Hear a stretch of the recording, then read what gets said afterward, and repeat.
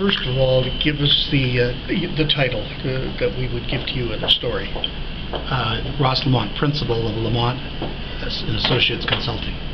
Okay, and you've been employed, hired? I've been retained as an advisor to the Historic Saugeen Métis to provide them advice and work with them with all levels of government, as well as proponents in the energy sector.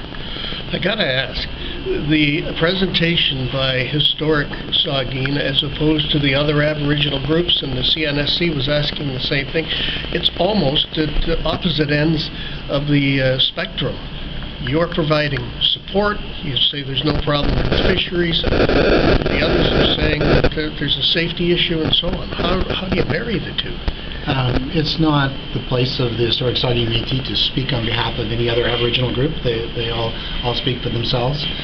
We worked very hard to develop a positive relationship with Bruce Power, and we ask the questions. We are as interested in ensuring that environmental protection is in place, that the traditional hunting and gathering, which includes fishing, hunting on the land and gathering of certain fruits and vegetables and roots and whatnot, all of those things are protected, and so we have the interest in doing that, and we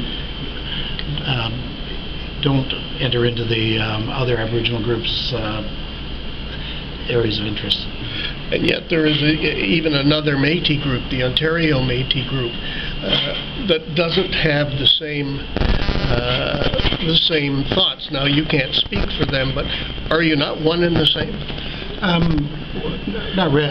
Obviously, the Métis people have a history that's together, but this is a Métis community that was anchored along the shores of Lake Huron, particularly around the mouth of the Saugeen River, and have lived there continuously since that time.